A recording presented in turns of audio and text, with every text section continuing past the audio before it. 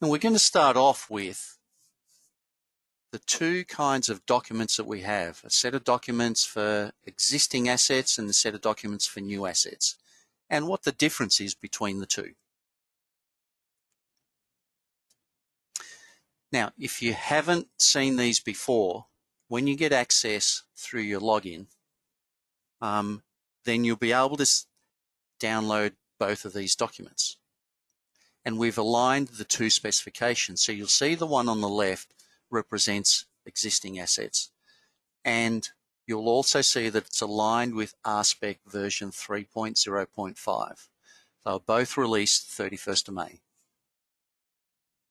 And typically you would use the existing assets specification for audits in the field, maybe retrospective data capture, and for the consultant developer specifications for subdivisions and capital works, so new, renewed or rehabilitated works, and community projects.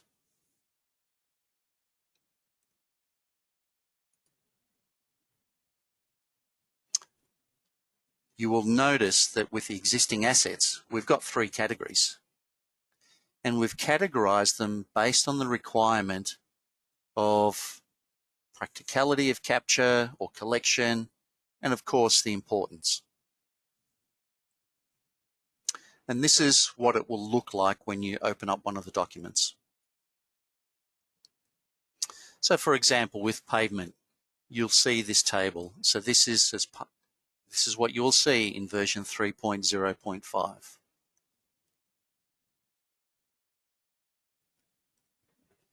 Now, with the existing assets, it has an additional column. And as we outlined before, these categories are based on whether we consider that the attribute is a core requirement, whether it's required but may need more research, and by the way, it may result in you populating with a default value. That's okay. And sometimes getting more information, like taking a core sample of a road, just isn't practical. So you may not be able to find out the construction of the road and the materials used. And as you can see, there's a number of optional fields. So I brought this particular view up just because it showed you the three different categories. So I'm going to go to our first Menti question. And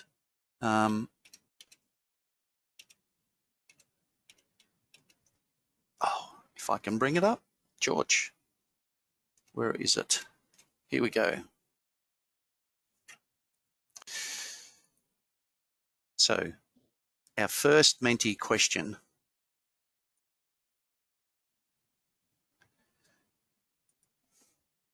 is for R-Spec.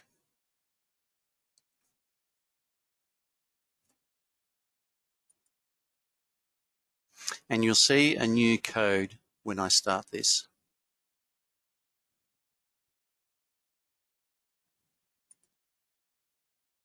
So the new code to use for this particular question is 1015247. So I'll give you a little bit of time just to log into this one. And the question is, have you utilized the current specification? And what we're interested in finding out is whether it's been delivered by a consultant, it's been requested by an asset owner, or the project is pending by an asset owner.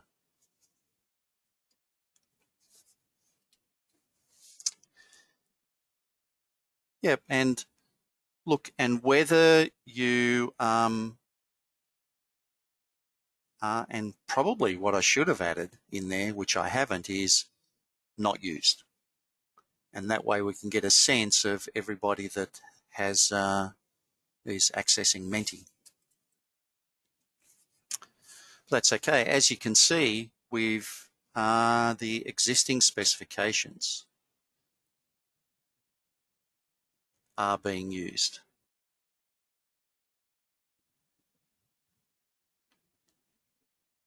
That's great.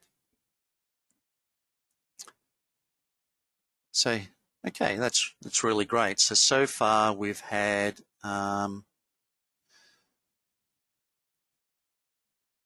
A number of people going. Yep, we're still getting some responses. Great, thank you.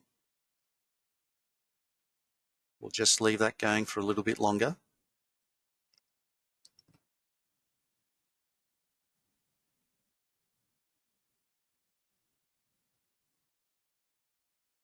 Okay. All right, so I'll just get back to our presentation. Thank you for taking the time to respond to that question. I'll just move this over here and I will resume our presentation.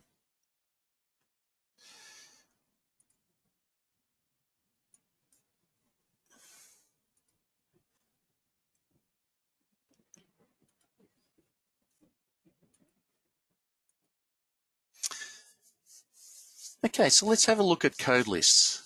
And as you're aware, they're openly available to download from the A-SPEC website as a spreadsheet. We're going to talk about an API, but Gabby is going to take us through that conversation. So to give you a snapshot, here's a sneak peek at the API at the front end look of the API. And for the people that have been on our previous forums, you would have already experienced this, but for everybody else that's coming new to this, you'll get a sense of what the API is, and Gabby's going to take us through that during his session.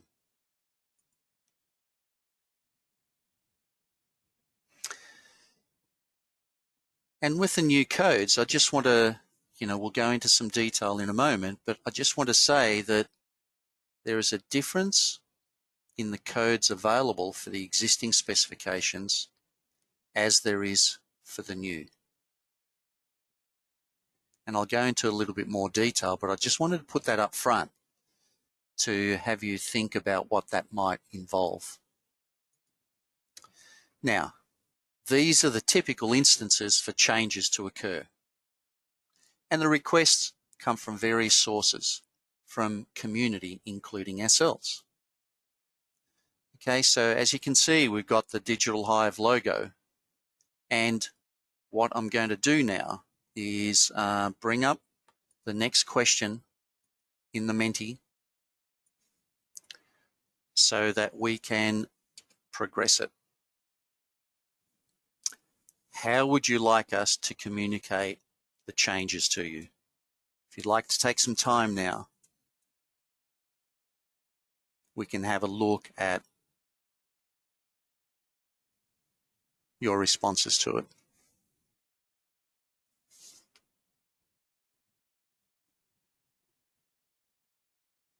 Okay, so we're starting to see an overwhelming desire for communication via email. That's great.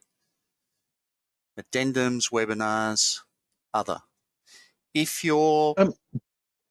George, can I ask a question? For those people who selected other, perhaps you can come online quick and let us know what the other, what you mean by other. Yeah, and if you can't come online, just put it into your chat box. Yes. Yep. You beat me to the punch, Gabby. It'd be nice to have a bit of a conversation about it though as well. So yes. Feel free to unmute yourself and let us know. Yeah, I'll definitely. take notes. Happy to. Thank you.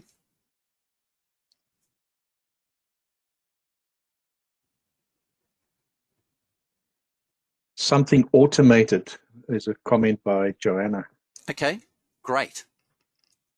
I'd like something automated. We can automatically send you an email, but I don't think that that's what you mean, Johanna. I think Joanna is referring to something like the API. Yeah. Well, I mean, like, before these webinars, I didn't know there was an API being developed. But I guess the bottom line is we've got a number of people using the specifications within their organisation, and I'd like to see something that has less room for human error. I guess is what I'm saying. Okay. Yep. Okay. Well, you're going to love our API. Yes, so thank you for bringing that up. Brian has asked, what is an addendum? So Brian, you probably wouldn't have experienced this, but last year when we made some changes, when we found anomalies with the specs, we would put out an addendum to say, rather than put out an updated version. And the addendums would be something supplementary to the specification. Hope that made sense. And Ennis has said email for minor updates, webinars or seminars for major updates.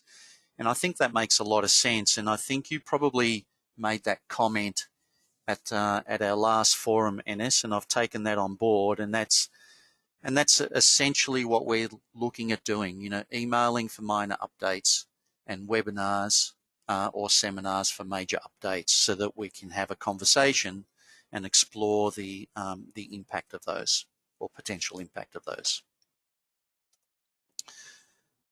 Okay, thank you for people who have responded. So far we have 29 people who have responded. You know, please continue to respond to that question while we move on to the next point.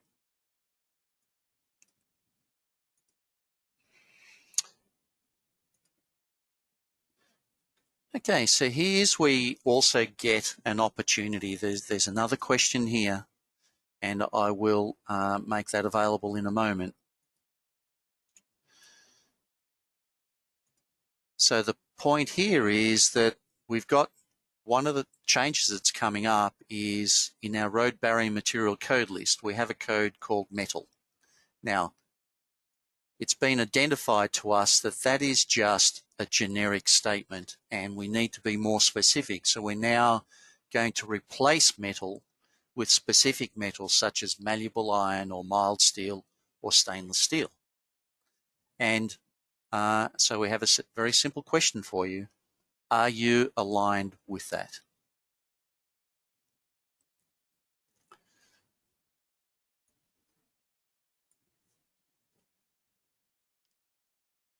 Okay, and if you're not aligned with that, then it'd be good to know what your thinking is around that. Feel free to take yourself off mute and tell us your thinking about that.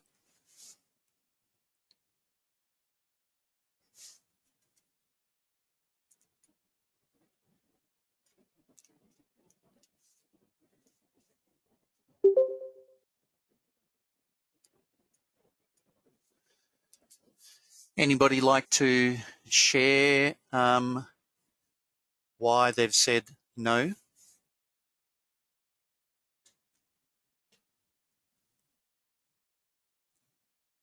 George, there is a comment from Raymond. As a consultant, it's difficult to update code changes coming from GISA when councils continue to have different requirements. Maybe we can discuss that. Yeah, well, we'll discuss that. We'll discuss that in a moment. But I'm really interested in the people who have said no. So I'm going to take a guess as to why people have said no.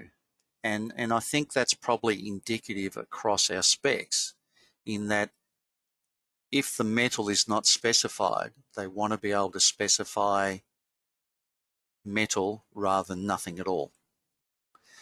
So with the existing specifications, it's understandable. You may not know that it's a specific type of metal, malleable iron or the like. However, with new assets, we do know what the makeup is of its construction, and therefore having a generic code is not something that is supported within the developer specifications. For the existing specifications, yes, it is, because it just may not be practical. So that's my guess as to why people are saying no. If anybody would like to just open up and say, no, look, you're completely off the page there, George, or yes, that's accurate, happy to hear that feedback. Otherwise, we'll move on. If you want to make a comment in the chat box, feel free to do that. As you've noticed, Gabby and Kelly are both monitoring the chats, so make sure that we don't miss it. I think you're partially right, George. It's John here. Yep. I think a lot of it too is we have, say, composite materials. We've got some rolling barriers. Yes. In one of our projects we're working on. So it's hard to specify one material when they're made up of multiple materials. So it's, I suppose you don't want to be ambiguous and call it the wrong thing. So it's better to be safe than sorry and go a generic term than be specific and get it wrong and have a non-conformance. I got it. So, and look, and Trevor King has also chipped in and said it's not always specified. So I guess it becomes to a broader conversation as to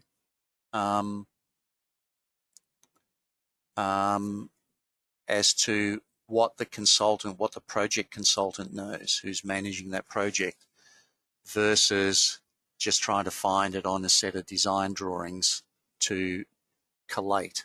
It is a bigger conversation because, and I think we'll cover it a bit later on. I'm interested in Raymond's. Sorry, who's that? I just wanted to say Sukru also added a good comment there. Yeah. So perhaps introducing a leveled material code. Interested in exploring that further with you, Sukru. So happy to take that offline and get some more detail. And Raymond, have you got access to your microphone? Because I'd really like to find out your experience about what councils are doing differently to what is identified. Great. Welcome. Can you hear me? Yep. Yes. So this was a response to their first question about how we get notified of changes to the codes. I think that was the question. Yes. And I guess my answer is not targeted at any council. It's because we work for a number of different councils. So if we were just working for the one council, I'm sure we would not have any problem like communicating, differences and doing that. Yep. But because we work for a number of different councils, so the question being like, there's a change in the code. Well, if we get that change from you guys, and then we adopt that change too early, and the councils aren't, up to date, they haven't updated they're not using the API, or for whatever reason they have a different requirement. Mm-hmm. I was thinking, if we got notified the changes from council, it's like, so you give council the specs, the councils then say, okay, this is what we're using, and then they pass that on to us. That's like a question mark for discussion or something. But that's why I did other. It's like, if we just adopt your changes because we're notified immediately via email, then it's like, is it current? Is it helpful? Yeah, that's what my comment was relating to. I understand. And so what you're saying is that there's sometimes a discrepancy in the timing of when you get notified, what council has done, and what we've identified in the GISA code lists. Is that accurate? Correct. Yeah, I think it's a reason why we would struggle to adopt the API, because if we're using the live code lists, yes, but not all the councils are using the API, then there's a discrepancy there. Yeah, and look, and that's what we're endeavouring to do, close the gap on those discrepancies. The biggest issue that we've got with codes is the timing of it. And we don't always find out about the new codes. So there are instances that we've seen that consultants will create a new feature and it not represented in the codes, and they'll come to an agreement with the council about what to use, but it's not actually communicated back to us. when it is communicated back to us, we'll confirm it. So there's still some work to do there on our part, but the intention is that we've got alignment between council and the code lists of what is distributed out to the industry so that they are current, and having an API won't necessarily need that, won't create that lag with the communication side of it. And yes, so we'll touch on your point. It's interesting, I've got comments from consultants to say that councils are not up to date with the latest versions, and I've got comments from council to say consultants aren't up to date with the latest versions. So there's a common denominator there, and that is there doesn't appear to be consistency about the take-up of the specs, and from the introduction of a new version to the adoption of a new version. And I think that's one of the things that we're going to talk about during the A-SPEC showcase, because we also want to do a recap of some of the key things that have come up. So thank you for raising those. And look, and if you want a further conversation, don't hesitate to do that during this session. Now I'm gonna continue on because we've got quite a lot to go through, and I don't want to rush anything, but these conversations have been really valuable, so thank you for that. Now, one of the things that we identified, and here's a good example of how we've identified anomalies in some of the things that we put out. So this came about as a consultant wanted to add a new code for more posts. So in our current code list support type, we've got codes for 1 post and 2 posts. So we had to look at it closely, and what we found that there was an anomaly because the attribute support type were asking for the number of codes, and it's not consistent with what the intent of that support type is. So we're removing 1 post and 2 posts out of that. And why can we do that? Because we've got another attribute, which is number of posts. So we can see that unintended consequences were that we tried to cover all bases, and we just probably created some confusion. So there will no longer be the option for 1 post or 2 posts. The option will be post under support type. And then you have the opportunity to enter data in number of posts to stipulate what the posts are. So this is a communication from us to everybody in the community to say this is what's coming up.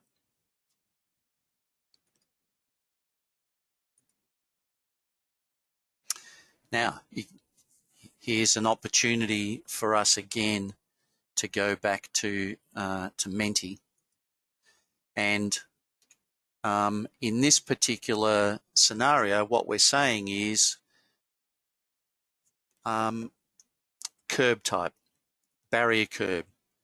What we've identified is an incorrect allocation of the VicRoad standard, because the VicRoad standard may not apply to WA, may not apply to New South Wales, may not apply to anywhere else outside of Victoria.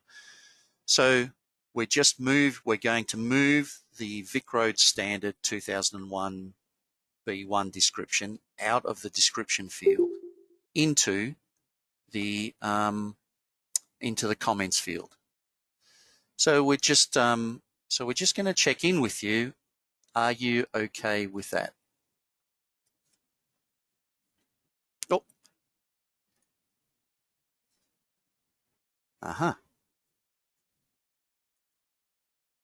And then the next part is changing a description of flat curb to flush curb.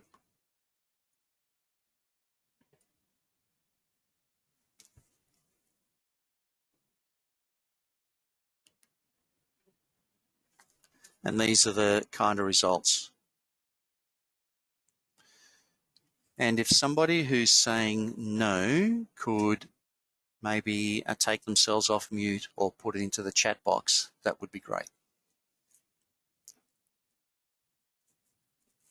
But we can see the overwhelming response is yes to the change of the name.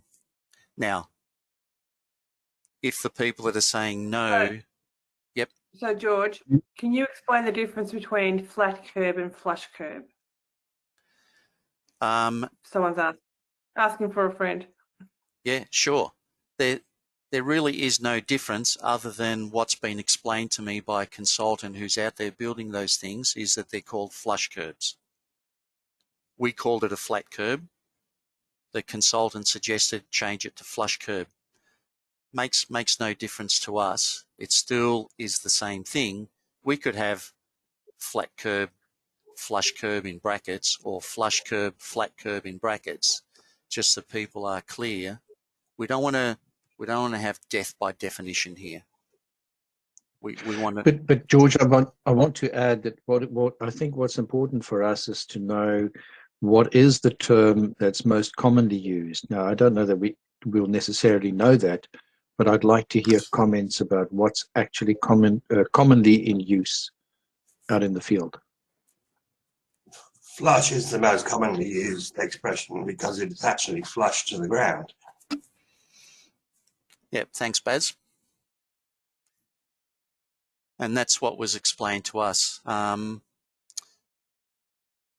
Again, from our perspective, what we want to reflect is what is the most appropriate term. Now, if we need to put in brackets that it may also be known as a flat curb or a flush curb, that's okay. We can do that.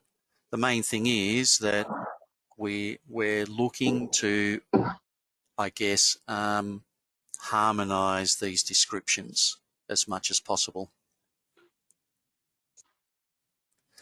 And look, and Kelly also just made a comment in the chat box that you can also, if it's easier for you to participate from your phone with Menti, you can do that as well. Okay.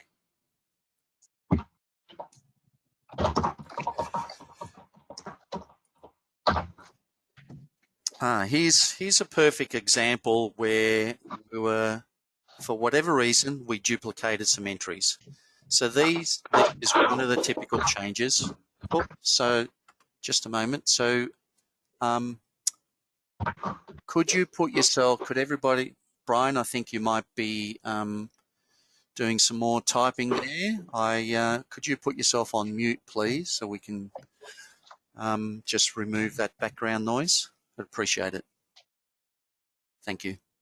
Okay, so in this scenario, here's one of the typical changes that we'll make. For whatever reason, this got past our QA, and we now have a duplication. We're just going to remove that. Now, it seems this table has a bit of everything. So we've also got not applicable, which we'll talk about in a moment, and also support material.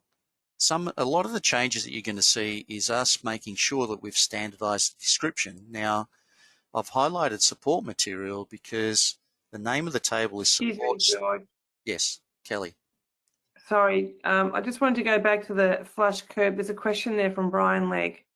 Is a flush curb a semi-mountable curb, SM2, SM1, and mountable curb, M1, M2, etc.? No, is my understanding.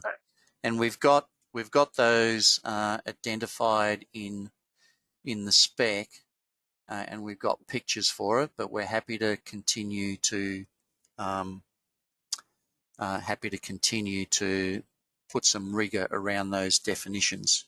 You know, the curbs are... George, can I just say something, George? Yes, go on, Brian. Yeah, in developments, the semi-mountable curves are the most common ones. Yep. Yes, so we've got... In new developed areas, it's usually semi-mountable curb that goes in. So they're the most common ones that, yeah. Yep. And what we've done is when you get a chance to have a look at the curbs, and I'll show it in the wrap-up, the diagrams that we've got. So we have aligned them with the VicRoads and the IDM standards for Victoria, and our plan is to also align them with other codes through Austroads and other jurisdictions. So if people want to send us through some information about those, about their jurisdiction, we'll put them in there as part of the comments field, so it's relevant to their jurisdiction. But essentially, we're identifying a generic term, and then we're identifying the aliases for that generic term. Does that make sense? Thanks, George. Yeah. Yep. Okay.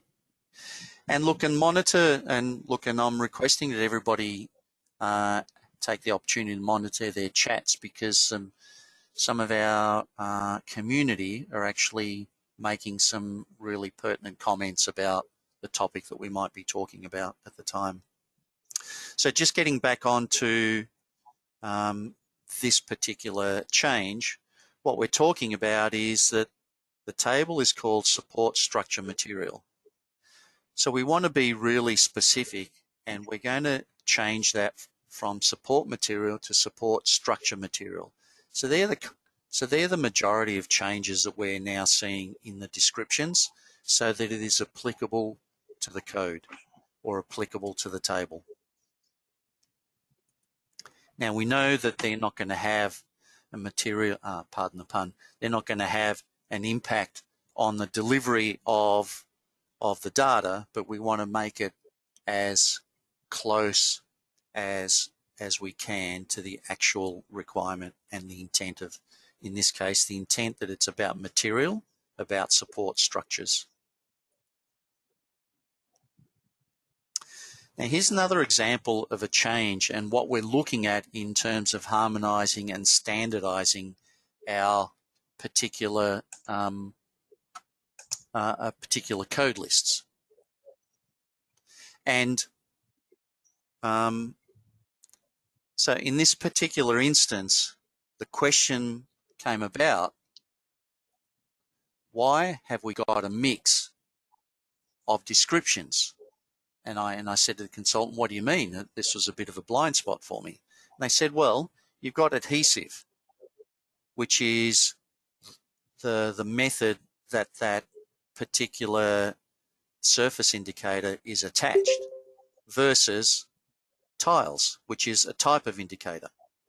So what we're now going to do in harmonizing this is that we're going to remove the adhesive, and anywhere that has any of the adhesive method, and we're only going to have in there the type of ground surface indicators, so it is consistent with the intent of that code, and we're going to include an additional attribute to reflect the method of fixing. And if we can, oh, slide not active. Gabby, are you on Menti at the moment? George, I've got it open, but I haven't touched it. Okay, could you close it at the moment, please, because it's coming up with my slide is not active. Or maybe I'll just activate slide. There you go. That's okay, Gabby. All right.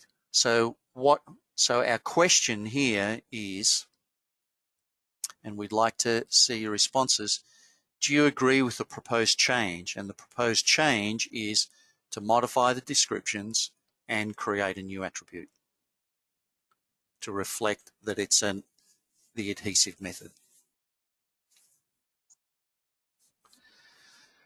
I love all these yeses. We might be onto something here, Gabby. Yeah, it'll be good. It'd be great to George, get 100% answering the questions. We seem to be getting about half. It'd be great if everyone could participate, please, just to help us with our design and going forward. Yep. Yep, that would be great. So thanks, Kelly. So here's an opportunity for everybody to chime in and let us know whether you agree or not. You also, George, just getting back to where you were saying for support structure material, I just made the chat there. Yes. And we're changing C comment support material to support structure material. We've got the same thing under the structure material field. You've in Yes. C comment, it just reads material, not support material. So would it be worth checking all the Totally. attributes to have a clean up like that if needed? Yes, so that's the intention, and we're slowly going through all of those to make sure that we've got alignment and harmony across the attribute.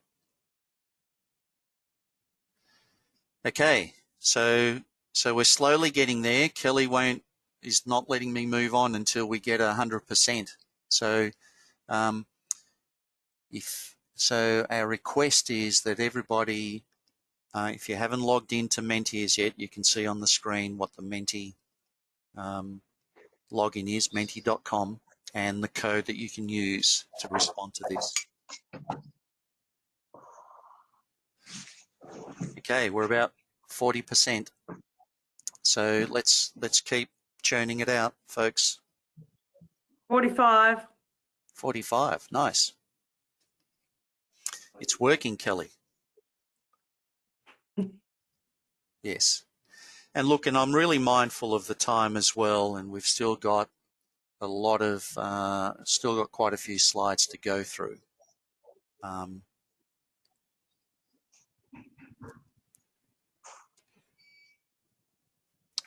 Great, thank you. So everyone's contributing. We're getting up there. We're at about just on 51%, 50%, 51%. 51, Yep. Cool. Okay, I think that's pretty good. If we can get at least 51, then that's awesome. But Okay. obviously, if we can get 100%, that's our goal, yeah? Great. Yeah, definitely. Our goal is definitely 100%. Okay.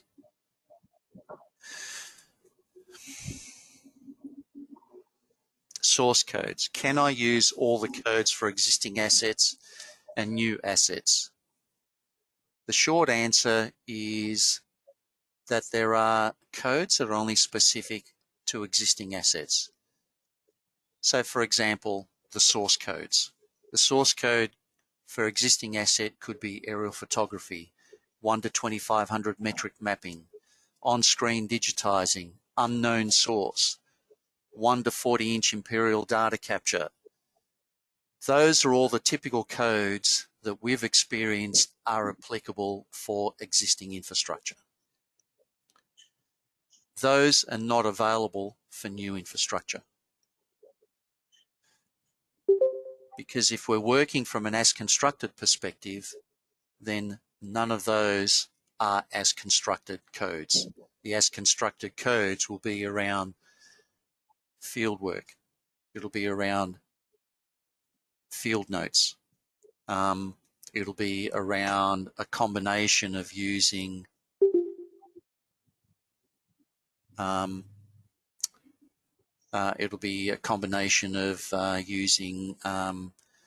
consultants and field work. So unknown. Unknown is not a valid value for new assets. And look, and I know, and I have literally, not literally people screaming at me, but saying, but yes, but we don't get the details from the project consultant. They don't give us the data. And that's a consistent comment throughout this whole time that we've been involved. And our position is that somebody knows about that asset. And the conversation needs to be, how can you get to that person? How do you create the communication to be able to get that data? it's clear-cut the responsibility to either capture the data or have the consultant managing the project provided to you for your submission is on the project consultant to make sure that data is available. So how can we support you in getting that message across to the consultants? How do we bridge that gap which currently exists as a bit of a divide? And so our next Menti question is around, please give us your comments.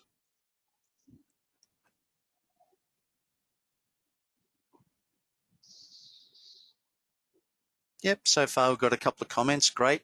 Access to full specification. If you can say more about that, that would be great.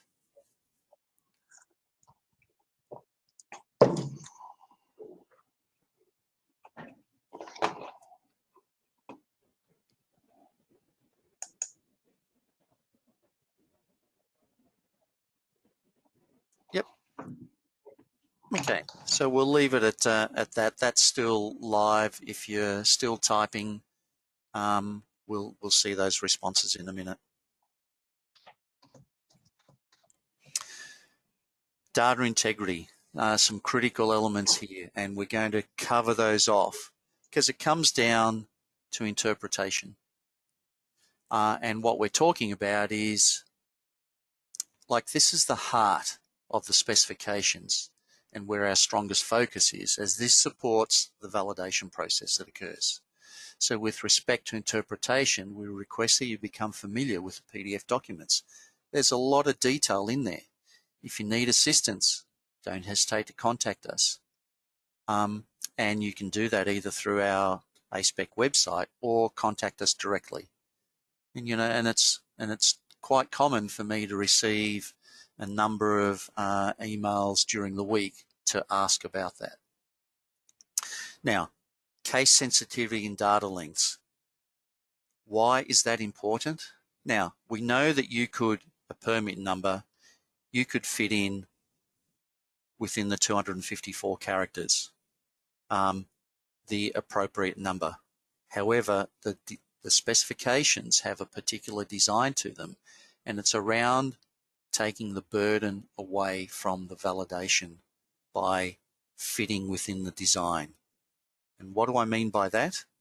Well, as you can see, everything here is a string character and 254 character lengths, which is the standard character length.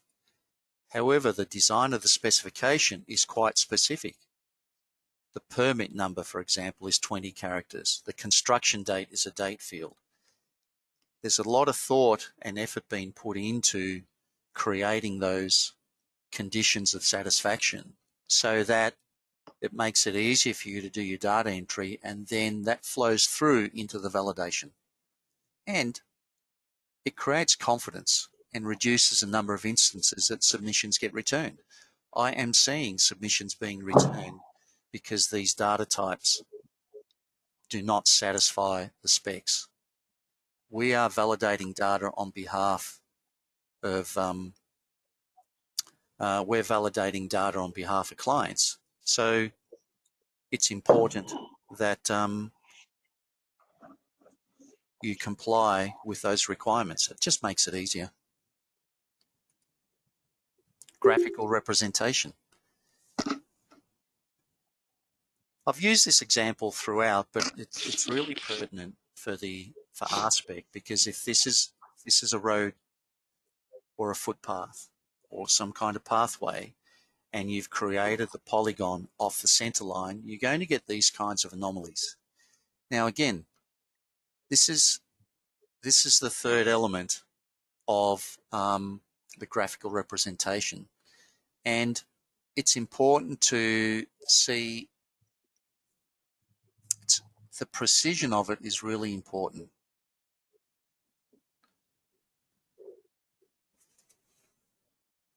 So what do I want to say about this? Again, following the specifications promotes confidence and provides certainty. So the specifications are around creating that kind of environment. I guess that's all I want to say. I think you can make your own decisions about the importance of it. However, what we're requesting is that you comply with what's in the specifications. It will reduce the number of submissions that come back to you because you haven't complied. And yes, we've got a short Menti poll on this. And the question is accuracy and precision important to you? And I'm not going to display this, but do that in the background while I get on to the next presentation. And then I'll do a quick recap about the importance of precision and capture. Spatial relationships and connectivity. Now this is the fourth element of data integrity, and what am I talking about there? Well, on the previous example, we spoke about copying data from a center line or creating a buffer from a center line to create the extent of the polygon. Well, that's okay for where you have regular shapes. However, you saw the disconnection with at intersections. Now, there are relationships between center lines and polygons.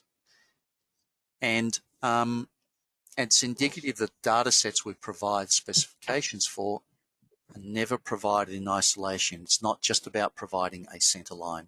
It's not just providing a polygon. It's around that connectivity between those two elements. And that's why we specify those certain relationships. Data delivery. The data structure set, it's outlined in each specification, and it's prescriptive. Now, the exchange is flexible, and what we're now seeing is a variety of exchange processes, and in this particular scenario, we've got a number that we've included there. What we would like you to do is go to the next question and just identify what kind of data exchange format that you can provide.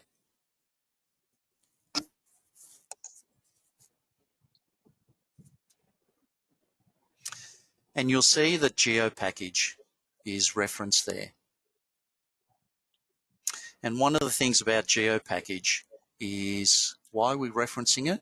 Well, GeoPackage is now the OGC preferred standard. So OGC relates to Open Geospatial Consortium. So it's their preferred standard for data exchange. And some of the advantages are that you can actually package up all of your files into the one and ensure that project settings are the same. There's no naming length limitations, so that when we end up moving away from limitations, those limitations that are caused by formats such as shape, Esri shape, will have some greater flexibility, and it's a database format. So you can run database automation scripting on that.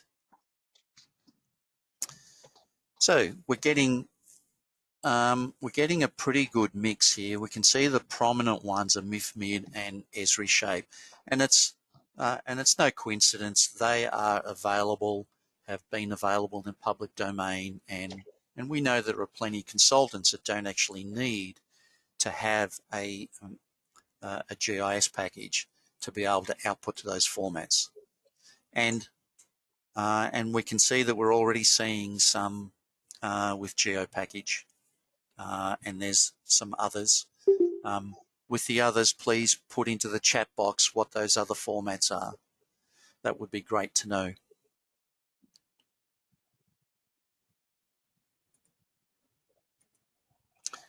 So, typical issues. How do we guarantee that all assets are captured?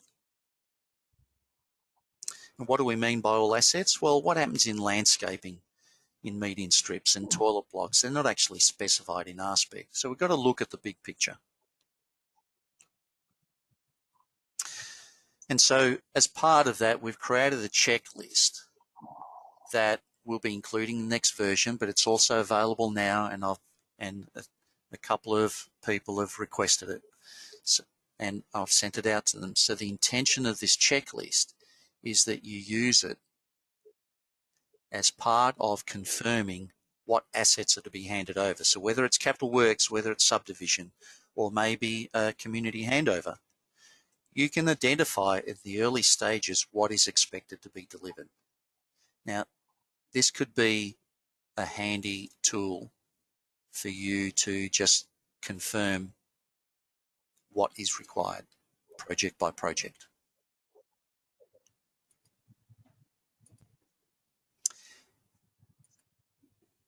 PDFs, are they still required? Well, look, the only thing I want to say about PDFs is typically they provide an overview of the complete project. It's still up to council, it's still up to each council and each authority to determine that.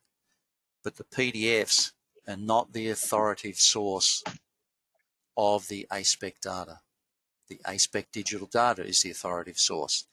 PDFs are there to support it.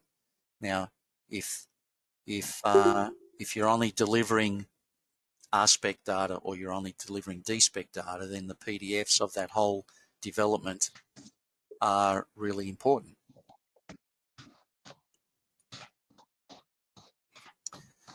Unique asset identifier. Okay, one of the things that we've found is that it's consistent throughout R-SPEC, but it's inconsistent with the other specs. So you'll see that I've highlighted or provided by the asset owner. And if provided by the asset owner, then this identifier is to be used. We're now seeing instances where councils are generating the asset ID prior to the construction of the asset, so they can actually track it through the design and construction phase. So just be aware of that you may get a request to use a specific asset ID for the unique ID that you're to present. How many images should I take and how to record more than one image? Well, the field allows for one image to be represented. Now, do you need to attach it to the data? No.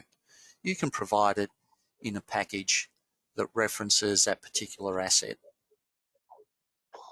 Now, if you're taking more than one image, then what we recommend, and the QA validation recommends, that you provide a catalog. So provide the catalog so the images can be easily referenced to each of the assets.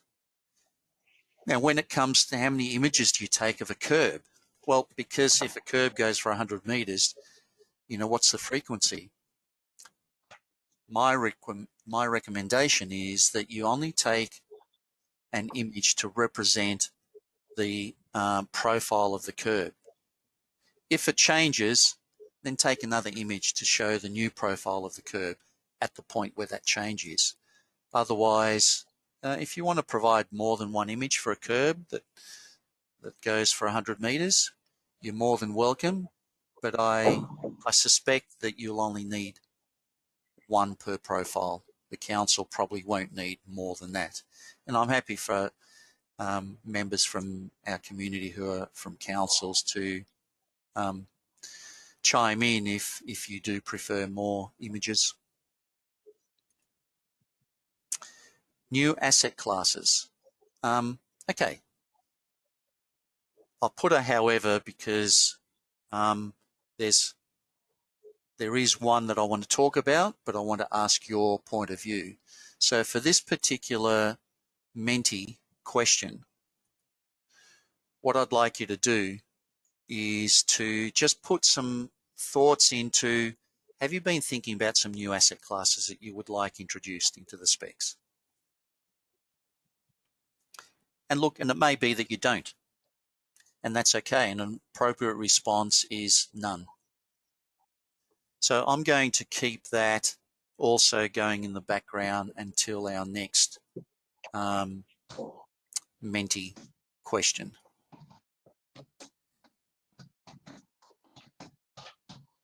Okay. So here's what we propose. We've had a question about how do we represent bicycle lanes and bus lanes. So I looked into this further, and all of a sudden we've got taxi lanes, we've got driverless vehicles, we've got shared bus and taxi lanes. Okay. So what we intend is for their treatment to be the same. And what we're proposing is, do we create a new asset class called access lanes? And that's your next Menti question, which is now on the screen.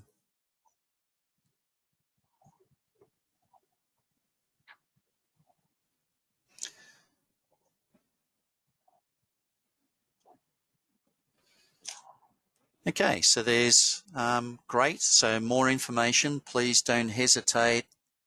Don't hesitate to put in the chat box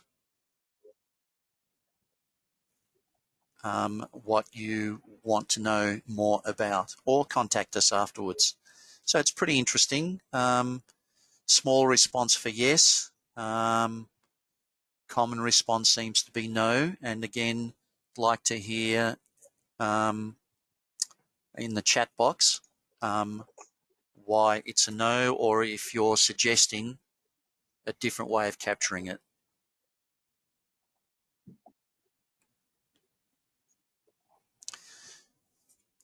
Now with our parking, what we've done there is we've provided a polygon to show the parking area. All of the road surface is captured as a road. All of the so that's captured as part of a surface and pavement polygon, and the road centerline asset.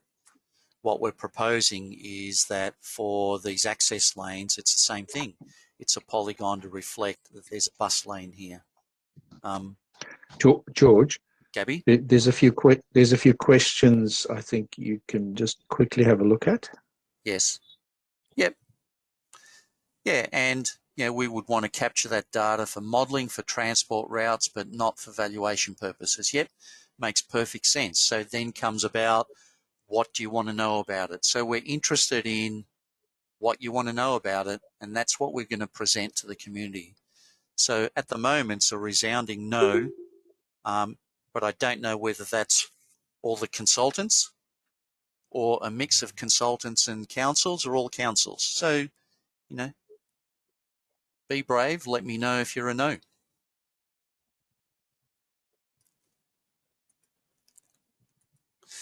A new attribute, area of works identifier, added to every asset table. Why are we doing this? One of the unintended consequences of moving all of the common attributes to the area of works identifier polygon was that we lost the connection to the assets. We left it up to the asset owner to then populate all of that data according to the assets that sit within it. So we have a scenario where sometimes assets go outside of the polygon area, or we have a other scenario where there are already assets within that polygon area. So what we're intending is to create an area of works identifier that will be a unique identifier placed in every table.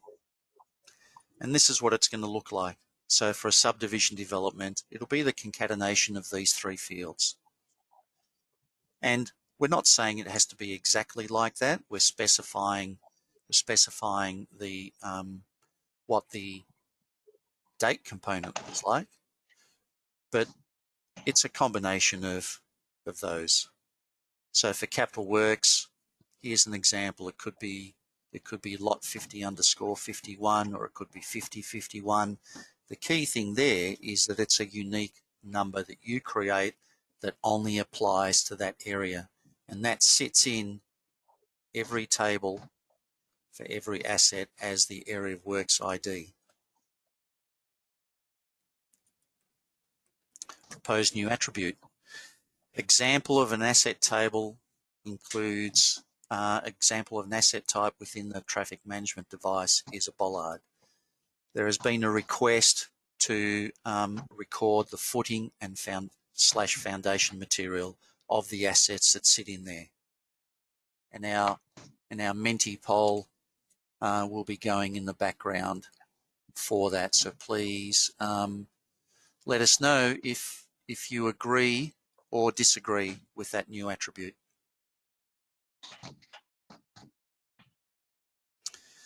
Now, Gabby, I've eaten into your time and I'm going to need about another 5 minutes. Is that okay with you? Yeah, sure. I've got internet connection issues constantly, so you go for it, George. Okay, let me know when you're back on.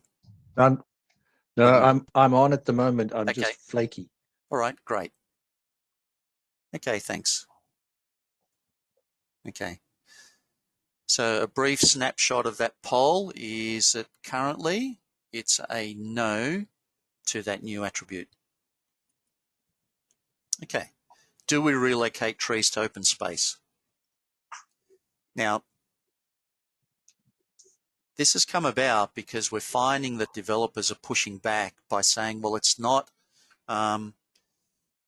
you know, we found that particularly in open space, they were pushing back saying, well, R-Spec, so trees is not one of the assets, so we're not delivering it. What we're identifying is that it's about the conversation about what is required in a precinct. So if we go back to that checklist and we introduce that checklist as here is what is expected to be captured, then we're starting to create the expectation of what is expected and what is required. And that's a conversation that needs to be created and needs to be reinforced. I don't know that moving trees from R-Spec to open space is going to make a difference. And why do I say that? Because let's have a look at pathways. So do we move, oops, I've got moved pathways to R-Spec. That's a Freudian slip. What about tracks in open space? Do we move pathways to O-Spec? And what about toilet blocks in road reserves? Do we move toilet blocks to R-Spec? And so on and so on. So it's about having a holistic view rather than, oh, trees belongs in O-Spec because we've got this particular issue. I would rather deal with the root cause than deal with one of the symptoms. And by that I mean the understanding of what is expected in the delivery of assets at the handover stage. So in this particular Menti poll, what we're proposing is that there is no change. That R-Spec stays, trees stay in R-Spec, and we work more on the communication with the industry about those requirements. Now, you may disagree, and that's okay. Happy for you to disagree on it and have a conversation. So we can see that the audience has differing views about it.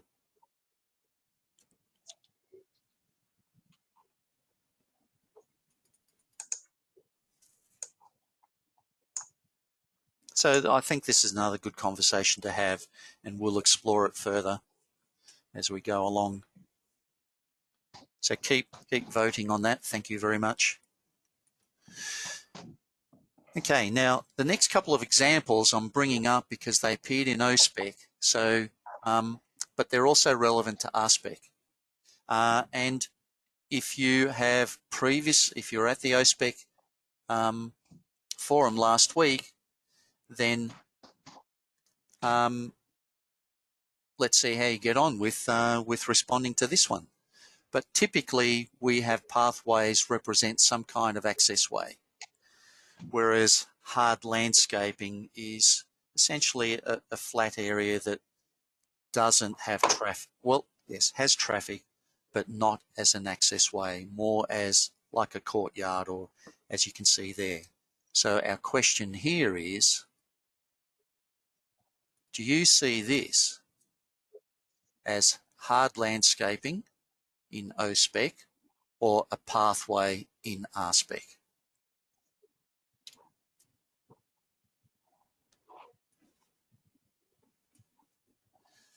Oh, now we've got some a resounding hard landscaping. Thank you. And if you're being a little bit cheeky because you were on the A-SPEC forum last week, I thank you for your response as well. Okay, now the result of this is that this is hard landscaping. Now, a boardwalk. This is access to a beach. Now, does it come about as R-Spec pathway or an A-SPEC boardwalk? And again, there's a Menti question there.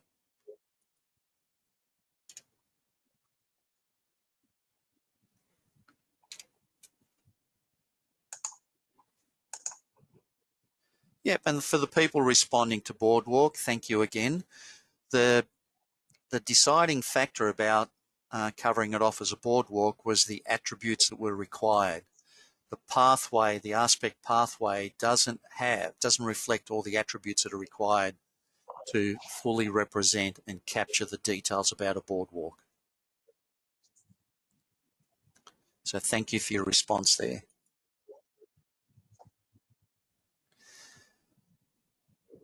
Ramps are a separate segment type. Entering Y in the attribute ramp for a pathway is a trigger to indicate that a ramp is associated with this segment. It does not replace the need for a ramp segment. I just want to be clear about that.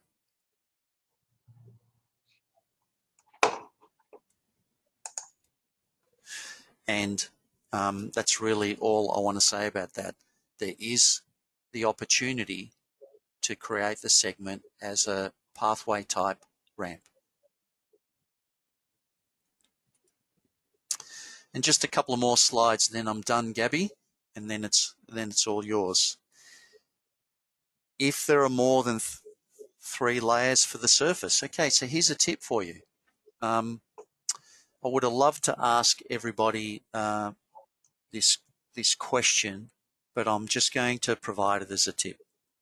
If there are more than 3 layers, include a 4th layer, use the same configuration, and let the council know. So the key thing, whenever you're doing something here that's a little bit out of the norm, then notify the council, or you can contact us to confirm it. Now, the specifications, the validation with the specifications are about checking the exceptions to the rules. What are the rules? What's outlined in the specs? If there's anything that falls outside of that, that's the exception. It's far easier to confirm the exceptions and validate the exceptions than to try to identify what all the exceptions are. So we identify what the key things are to comply with. Calculating the length of a car park. We recommend that you don't do that. Why? There's a polygon that represents the car park, and there's opportunities within your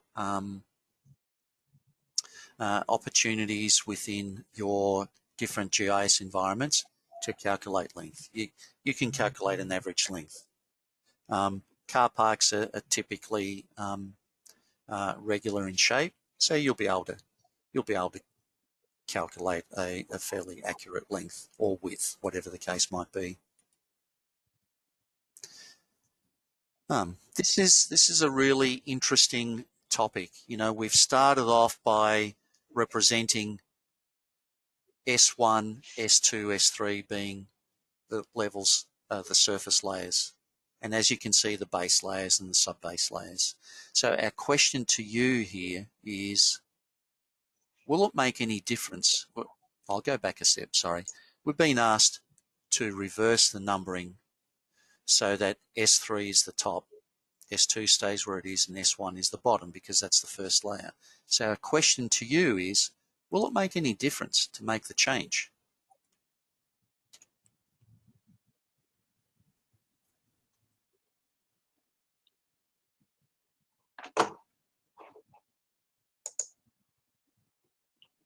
Okay, so we can see that there's some pretty interesting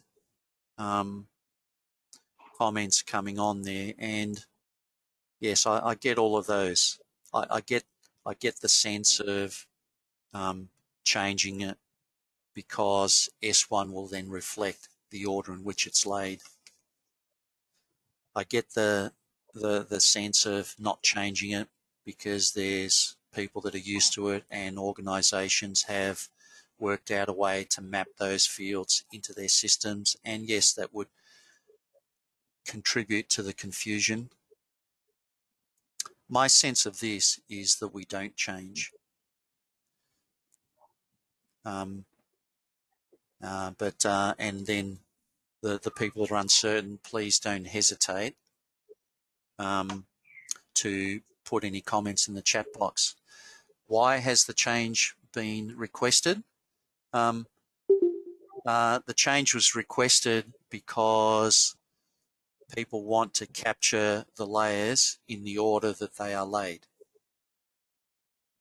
Makes perfect sense to me. That's not how we created it to start with, but it's really something for further conversation. Okay, Gabby, that was the last poll for me. I'm going to hand it over to you. So I'm going to make you presenter. Okay.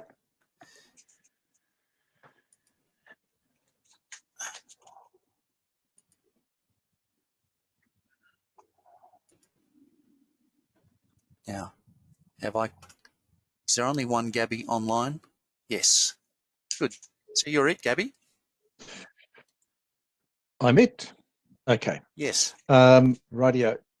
For those of you who've been on some of the previous ones, I'm sorry, but you are going to get a little bit of repetition again. But maybe you have had enough time to think it through. And also warning that I am running, it looks like only half of Telstra's internet gremlins are yeah. So anyway, let's talk. I'm going to go very quick because there isn't a lot of time. One of the things that we've done at Digital Hive is to provide more data support, or to prepare for providing more data support. So we've got a number of SQL scripts that will help you or your council, your IT department, whoever, if you wanted to create a database environment with all the specs, then those are ready to roll out. We've got them in different flavors, Oracle, SQL, etc.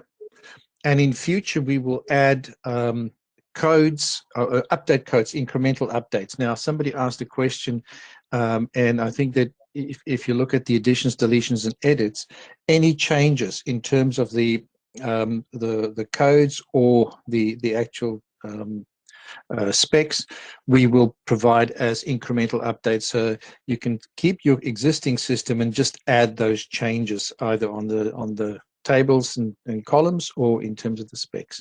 So that's one of the things that we've got ready to go. All right, we've prepared a number of QGIS scripts with which we want to make available, and we will make it easier for you to capture data using those. And I'm just going to do something very quick. So if I imagine that I've got some data, I want to capture a new area of works, or with a whole bunch of assets in it.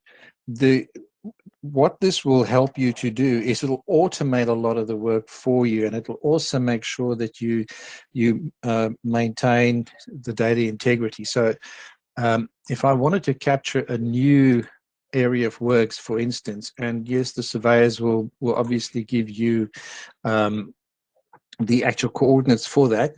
I just want you to see that here's a form. What's different about this form is that it actually gives you the names of each of the attributes in plain simple English. So there's no guessing in terms of that.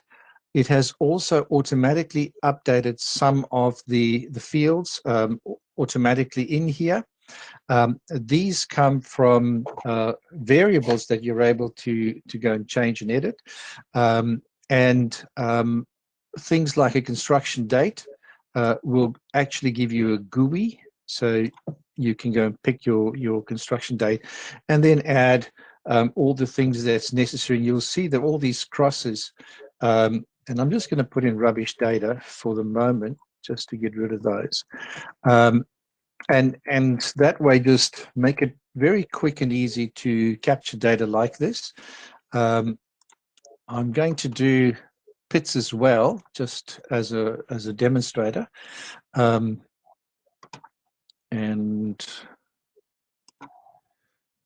just let's say that's a pit that I have the dimensions of.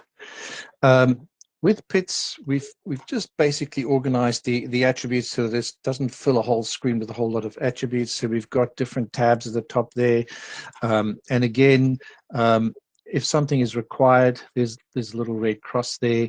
And some stuff has already been automatically calculated for you. So for instance, the positional data, there's an easting and northing that's already calculated. The characteristics, here's something I wanted to show. So in terms of pit material, we've added a drop down so that all the code list, the information that's from the code list, you don't have to remember them. You can just go and pick your code that you want, and it will apply that code to this. And we've done that for all of the specs, all the asset classes in the specs. So if you have any questions about that, what I'll do, George, is I'll come back to the end, to the mentees all in one go at the end, and I'll talk them through. So okay, I'm going to switch out now. So that's just in a nutshell what I wanted to show in terms of the automation and validation that we offer in terms of QGIS. I want to then talk about the next thing is I want to talk about is the code list. So we've developed a code list API, which is really a web service that provides us a maintenance process to edit code lists online and in real time. Now, there's different ways in which you can access it. And I want to actually just jump to the example at this point. So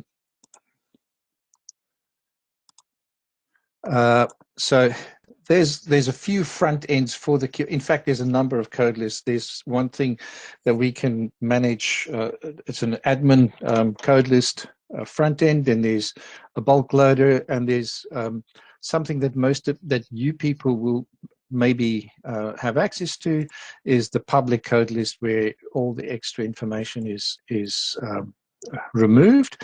So I'll go to the public code list, so I've already got something selected here. And if you list the normal one, you'll see everything is just listed in the order that we've loaded it. But if I just go into the specification, type an R, it filters immediately, and that's all the R-Spec ones that's listed. Now, if I'm looking for, let's say, foundation materials, I can just type material, and it will give me all the materials, or I can go bank. Sorry. I wanted to go foundation, I think. There's foundation materials, and there's the list of all the foundation materials that's part of R-Spec. But what if there's a code that I'm looking at and I don't actually know what it means? So I can come into the code field and I can just type in that code. So something like SNG, and there it is. And now I can go and look. It means single or something. And I'll clear that one. And let's say I've got something like I don't even know what this is. You guys will laugh at me. Scoria, and I'm looking for a Scoria code. So I need to apply Scoria code. I don't remember which ones are available. I don't even remember the Scoria value. And I just type in SCOR, and there it is. And I've got all of those. If I wanted to download any of these searches that I've got, I can either copy it, I can download it as a CSV, or put in a PDF. So now the question is, how do you use it? How would you go about using these? If you're in a council and you're working in a production environment, you can automate the download on a regular basis and always have the right codes available. You can then disseminate those to the asset management and GIS systems. And that you'll do by actually writing a little bit of code that reads the API on a regular basis. Or you can create a live link to the API. That's also possible, and make that part of your system. If you're a developer or a surveyor, you can use the API application. So this application, you can utilize the web app on your mobile device or tablet, or any mobile device, and so you could do searches basically like that. Or you can also via the API update the code lists that is used by your survey software, so that it filters and it's got the right codes embedded and loaded. For some councils, and this, in previous sessions we had people who said that some councils use extra codes outside of A-SPEC. Now, a comment for me would be, I would like to know why that is, and we would like to work with them to make sure that we work towards a unified list of codes. But if there is a need for a code that sits outside of this, the database is actually, the database that we use here is actually a NoSQL database, and what it allows me to do, it allows me to add multiple tags onto any of the codes. So I can a council can come and say, well, we want to have 10 codes that relates to particular code lists, and we just want it for our own use, and we can add those, and you can edit those. So we'll basically make use of the fuller API, this one over here, and make a different kind of filter available, but it will still access all of the codes plus those few that you've added in addition. And this way we're hoping that we can create code mapping in the future. Our focus or our aim here is that we really want to get to a point where we have a national code list for everyone. We want to minimize duplication and unnecessary multiplication of code lists. So this is a tool that we have developed and want to make available to people. Okay, at this point I'm going to jump to my Menti. I don't know how much time I've got, but I think I'll... You're going well, just keep going. Yep, I just want to jump onto my Menti, or on Menti. I'm just logging back in. Give me a second.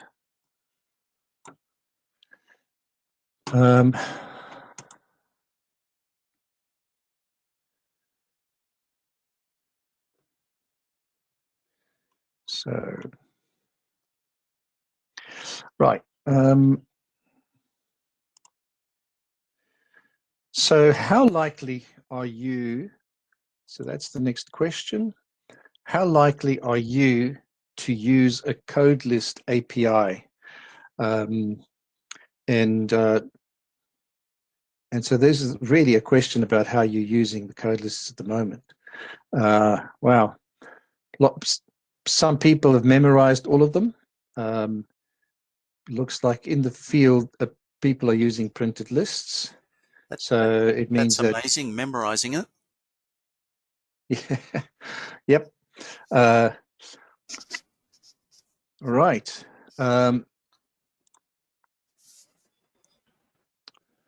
Now, next one is, how do you currently refresh the code list codes that you use? How do you refresh the code list codes that you use? I don't know. Someone else provides the lists for me. Most of the people have the PDF, so that's probably also printed out. And so it means that if there's new codes, you have to do a new print, or you won't know necessarily if it's available. All right. Well, just on that, Gabby, Yeah. we don't update a version of the spec when there are new codes. We made that decision a couple of years ago that it's only available from the spreadsheet, so that because they're dynamic. Otherwise, every week we're updating a spec, and it creates confusion about what the changes are. So potentially people who refer to the PDF documents would be missing out on codes, or have some codes not available to them. Correct. Right. Particularly if they've been updated since that release. Yeah. All right. Looks like the voting is still going. Yep. I'll give it a minute or two. All right. I think I'll move on to. Yes, George. I was just going to say I made those Menti questions available while you were having a conversation, so there's already people that have commented, which is great. Okay. All right. All right. I'm going to move on to the next one. I want to see more A-SPEC data validation, A-SPEC data capture. That's good. I keep those answers coming. There's only 8 respondents so far. There's a 9th one. Some people not interested in either of those. That's fair. Data validation coming through. Right. All right. I have to say, George, I love the animation involved in this one. Yes. It's quite great. Cute. All right. Give it another few seconds. Yep. And right. I will move on. Yeah. No, that's a good response. Shows the importance of the validation side of things. Yep. Yeah. Right. So in the previous one, some people misunderstood this question, so I added this extra line. So the question is, what software do you use in relation to A-SPEC? You have the ability to add up to 10 different ones, and please, people, feel free to add your CAD, your GIS, your asset management systems. All of those are important. I want to know what are the software that you're using. And the reason is we want to know how to better support people in terms of this.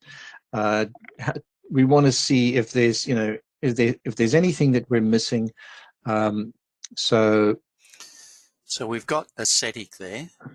So that means people who have Tech 1, people have Civica, Conquest, all of those. You're including all of those, aren't you, Gabby?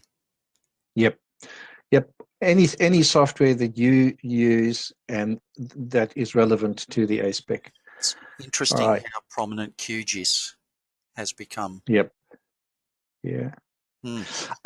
I am interested. I'm looking for. Oh, there's AutoCAD. I'm guessing AutoMap 3D is AutoCAD Map 3D. I see CAD. It's a pity you can't go back now, but it would be interesting to. There you go, AutoCAD Map 3D. I wonder. We'll sorry, I'll cut you off. No, we'll go and clean up some of this. I'm sure that the Auto Map and AutoCAD Map is the same thing.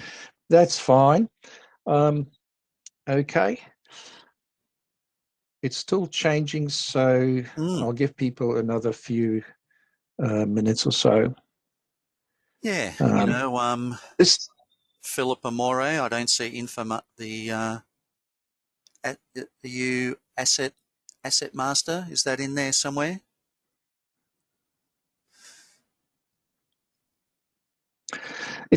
It's interesting to see the mix of tools people are using. Yep. And it's great to get a good feel for what's going on. Yep. I think it's stabilized now, and I'll go to the next mentee. And this is actually giving it over to you, George. Well, really, it's thanks, Gabby.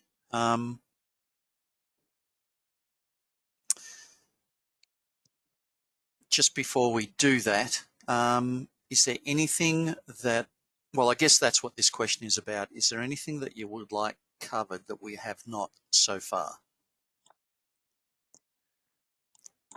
So we're on the back straight now.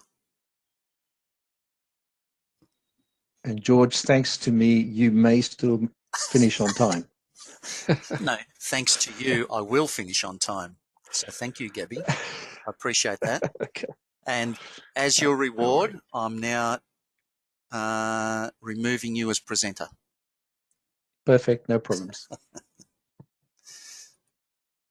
Okay.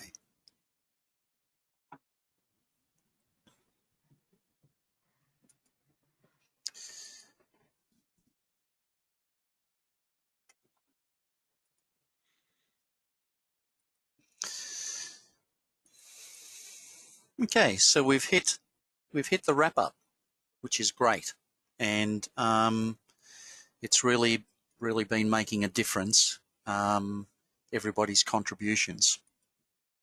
So one of the things that I wanted to talk a little bit about was introducing a certification process. Well, why are we doing this? What is it that we're actually looking at doing? Well, it's about empowering the communication between the asset owner and the data provider. So it's going to operate at two levels. It'll operate at the organization level and the individual level. So what's that going to look like? Well, here's what I want you to consider. 1st of July next year, that your organization's been certified, and what's happened is that there's a particular person who's responsible for communication at council level with consultants, and there's also a person at the consultant that's responsible for communication with the council. So what do we mean by communication? Well, what we mean is, how will communication by the asset owner be addressed for items such as non-compliance? How is that going to occur? And how is the data provider going to address the issues such as non-compliance? I've had situations previously where GISA has been called in to resolve particular discrepancies, and what we've discovered was that the consultant that was providing the data that kept being sent back to them as being non-compliant really got upset about it and said, well, every other council is accepting my data. So when we had a look at it, what we discovered was that, yes, other councils were accepting their data, but when we looked further into it, we found that the councils were accepting the data and resolving the issues, but not actually communicating it to the consultant. So we had this unintended consequence of setting the consultant up for failure. It is that passing on of that situation that is really important, so that the consultants know exactly what needs to be done. So the certification process is to look at what is the process that you're going to undertake to resolve an issue. It's not going to be about how did you do the work. Yes, we may ask you that question just as background for us, but it's about what have you got in place so that if non-compliance comes in, you know, how are you going to approach it? Do you have a point of contact? Do you have a specific process in place? What's your turnaround time going to be? It's going to be all of those elements that make up the certification. And I'm happy for people to be providing the responses in the form of a question about what would you like covered that we have not so far. And we've got a few people responding to that yet. George, there are a few questions I think that we can start answering. Yes, I will. Okay. Okay, so let me bring this on the screen. Okay, so this is really good. How are we going to be notified if there are any updates? So going with what was responded to previously, we're going to use email communications and we're going to use webinars/seminars to present the notifications. But essentially, before we do that, the process that we undertake is to find out what the communication, what the change is, send that out to the community for comment, and then make a decision about whether that change goes ahead or not. And then when there is an update, you'll be communicated through email. If you have registered with us through the A-SPEC website by completing the contact form, then when we send out our notification through our CRM, you'll be automatically notified. We've moved everybody off our spreadsheet, which Gabby's ecstatic about, into our CRM, into a database environment. Are we going to have that discussion on width? That's a really good question. Yes, but I don't know that we're going to have time right now. I'd like to take it offline. But let me get through some of these other questions, and if we have some time, then we'll come back to that, if that's okay. For a new development that have planted new trees, do we do all details as a new baby tree or when fully grown? The requirement is to provide the data at the time of the installation. So if it's a baby tree, it's a baby tree. It then becomes the council's asset, and then they monitor what goes on after that.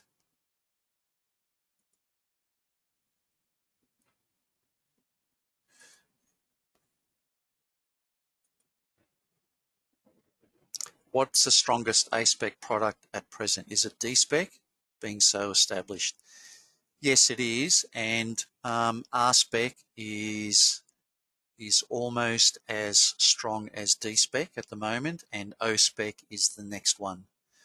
From a water perspective side of it, we have W and S-SPEC, which are also becoming prominent.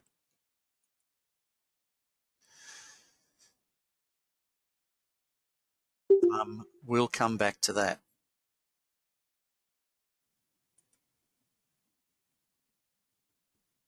Okay, so there are two questions that we haven't answered, and they're all about widths and base, sub-base types. Are there any proposed changes? So the conversation about the width, I'm going to assume, is whether it's provided in the surface layer and the pavement layer. At the moment, it's provided in the pathway layer, but not for surface and pavement. And what we'd like to know is what's the impact of not having that width.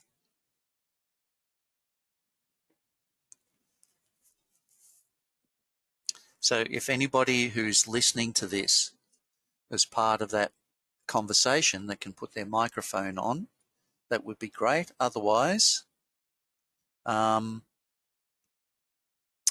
please put it into the chat. I'll leave that on for a moment. And look, and we'll take this offline as well and have a conversation offline. So while I'm waiting for people to put any comments, I'll continue on. The authorities that use and councils that use A-SPEC is that we have a council in Western Australia, Augusta Margaret River, and also Mandurah that use S-SPEC and W-SPEC. In New South Wales, we have Singleton City Council, we have Wentworth, and we have Central Coast Council that are using S and W-SPEC. In Victoria, we have about 5 water authorities, Wannon Water, Western Water, who are about to start implementation, Colaban Water, who are about to start implementation, Western Port Water, who are into implementation. They're the 4 key ones in Victoria. We also have Melbourne Water, but they use D-SPEC at the moment and are considering B-SPEC for capturing their buildings. Oh, B-SPEC is also coming up.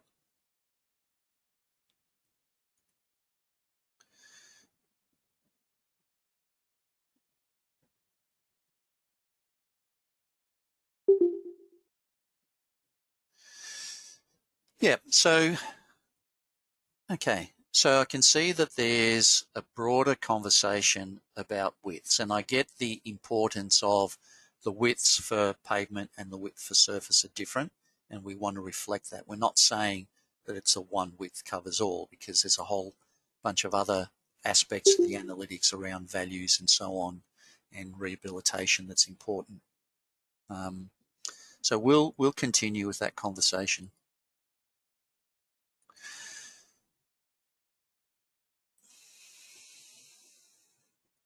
Oops, where am I? The wrap up. Okay, so communication changes to you. Major change, a webinar or a seminar. A minor change will be email. We'll continue with the documentation, we'll highlight the changes, and Gabby will address the technical delivery if we need to. So as we're starting with our APIs and looking to deliver through SQL extracts and the like, we're exploring that further. Digital twins. Yes, we cover off digital twins, and this is a model that we've shown before, how we want to A-SPEC reflects what's in the real world. It's as simple as that. After the end of the presentation, I'm going to show you a little video clip of how R-SPEC and Revit were combined to produce a digital twin of a bridge. But I'll do that after we complete. So wrap up. We run courses every the first Tuesday and Wednesday of every month. We've just recently completed one this week as well. So so I haven't got when the next one is there, but that will be the first Tuesday and Wednesday of October. And you can book yourself through the Digital Hive connection. API code list. Yes. And while I remember, please don't hesitate to complete the last Menti. API code list will be released 2020. Next release of updates, May 2021. Unless there's some significant changes that will require an update, and it may be a minor update, but we'll assess that after these forums. A-SPEC certification by June 30, 2021. More APIs planned for June 2021. Next forum is A-SPEC, Tuesday, 22nd of September.